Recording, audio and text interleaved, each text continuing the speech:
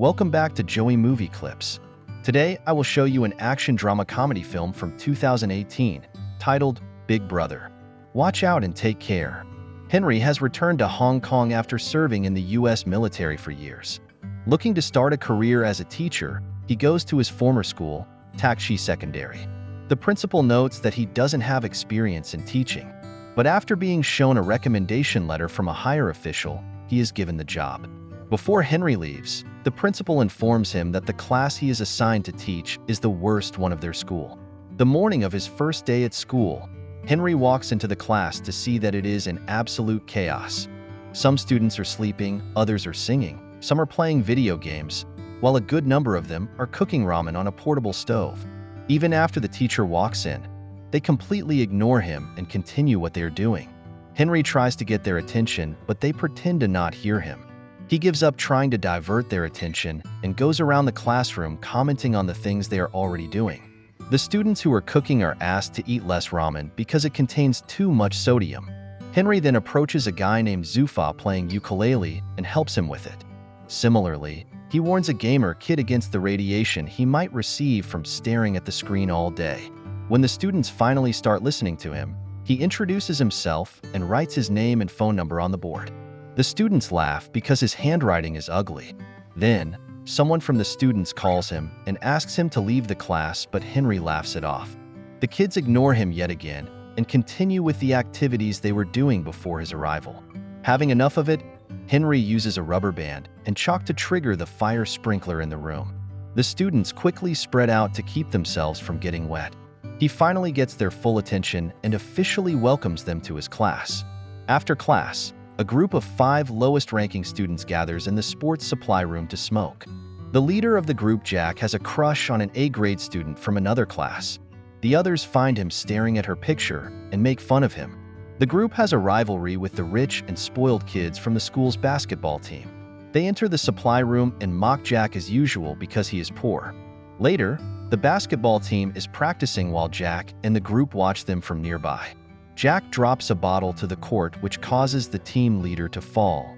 The group laughs but is given detention by the school's English teacher, Miss Leong. To avoid detention, they play a prank on her and run away when she is busy cleaning her desk. Elsewhere, the school's principal is distressed because the education board is planning to deduct 20% of their annual funding. The people from the board come to take a tour of the school to inspect where the funds are being used. At the same time, Henry enters the classroom where the students have set up a bucket of water to prank him. But his reflexes work faster than the falling bucket, and he is able to push it away. The students who had been waiting to make fun of him are left shocked. Henry asks for Jack's packet of cigarettes, knowing that he smokes. Jack simply hands him the pack, curious as to what he is about to do. Then, Henry asks Zufa to name the 3 ingredients that are in a cigarette. When he answers the question correctly, he is let to skip class for the day. Everyone starts to bang on their desks, demanding that they should get to skip class as well.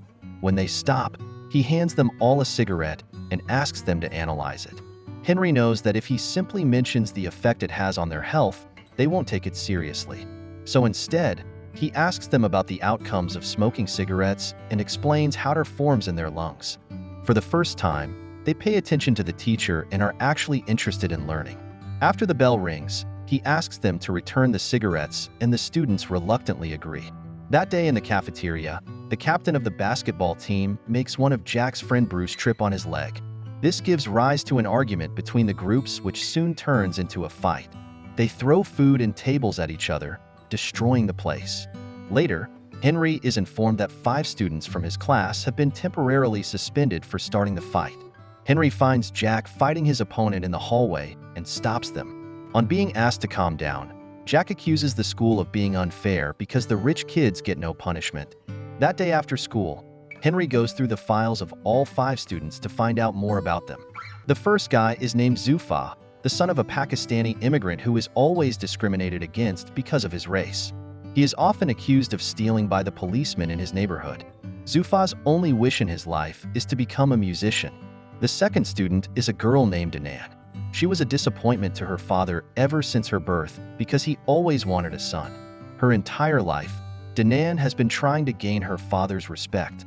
She even cut her hair to a shorter length and played with cars to pretend to be a boy. Yet, her father doesn't care about her while he treats her younger brother like a prince. Then, there are brothers named Bruce and Chris. Their mother ran away with a man when they were only kids, which turned their father into an alcoholic. The brothers only had each other to rely on while growing up. Bruce became obsessed with video games to escape reality, while Chris worked hard in a grocery store to make money for the family. Lastly, Henry can find no information about Jack's family background. In the following scene, we see Jack working at a restaurant as a waiter. An MMA bettor Jianying arrives at the restaurant with his business partners. When Jianying isn't looking, Jack steals his fancy lighter but is caught. Jianying's men beat him up as he checks Jack's ID. After finding out that he is a student, he gives him some money and offers him a job as their food delivery man. Somewhere else, Henry visits Zufa's home and finds him running away from his father and his associates after stealing a ticket. He helps him at first, but after finding out why he is being chased, he takes the father's side. Then, he and Zufa come to hang out at the bridge. To motivate Zufa into doing whatever he wants, Henry sings with a band performing in the streets. Seconds later, Zufa joins him and sings in front of people for the first time after being bullied at school years ago. Meanwhile, Bruce and Chris's father comes home late like always and orders them to bring him a beer from the store. When the brothers refuse, he yells at them to get out of his house.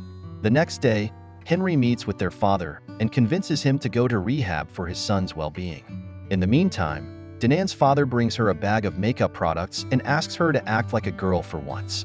Danan is furious at him for always making her feel like she is not good enough.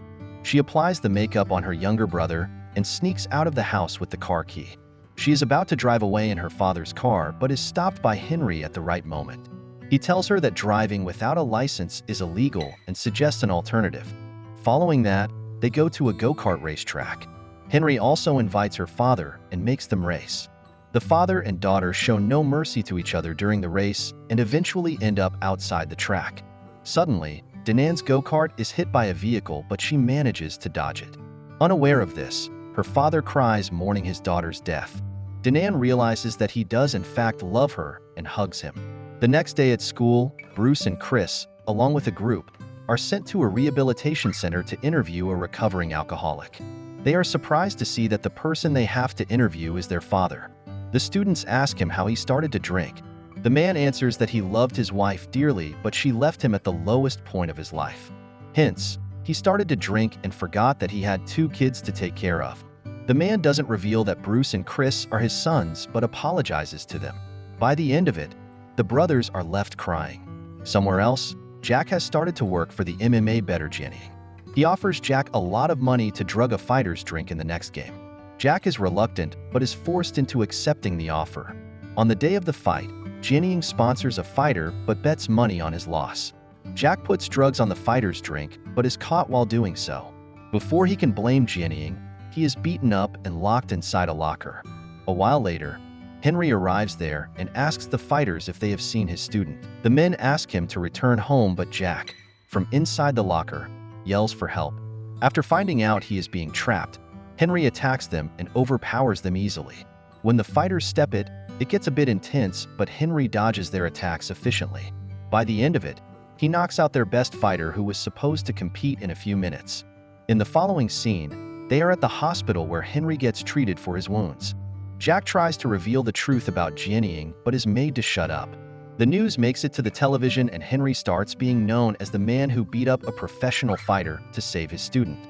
His popularity in school grows and the students start to respect him. They even get up to welcome him to the class, in contrast to how they were earlier. A flashback shows us that Henry used to be a prankster when he was in school. He even threw water balloons at a student who was playing piano for the parents in an event. Later, he fought the same student and broke his hand. He was suspended for the fight, after which he had to fly to the States. Starting that day, the students pay attention when Henry teaches in class and study hard for the upcoming college entrance test. Everyone is doing great, except Bruce, who has grown addicted to pills. It turns out that while Chris turned to video games to avoid his family's problem, Bruce started doing drugs. Because he is unfocused, he does very badly in the mock entrance test. Henry promises to help him, but Bruce grows more depressed with time. Eventually, he jumps off the balcony of their house.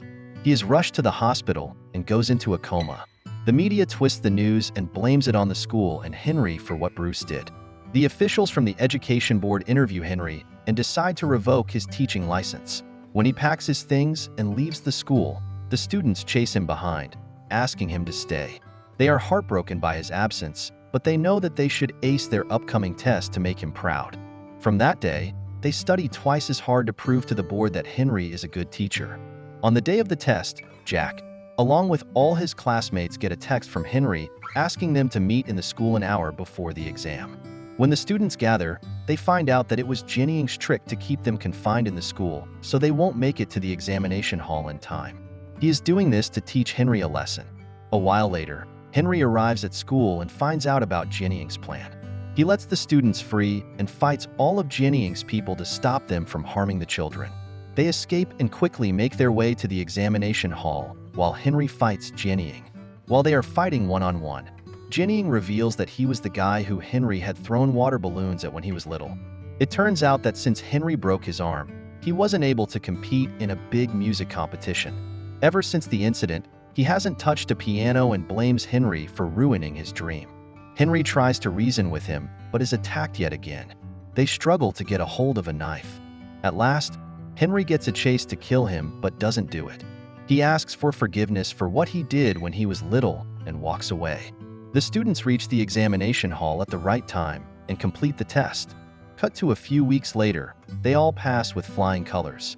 Donnie Yen starts to play the piano again but has a lot to practice before he gets as good as he used to be. Bruce recovers quickly and promises to attend the next year's entrance test. The principal is also delighted because the board decides to give them a 20% bonus fund because their students did very well in the entrance test. Henry returns to teaching and does the fire sprinkle trick on another batch of students.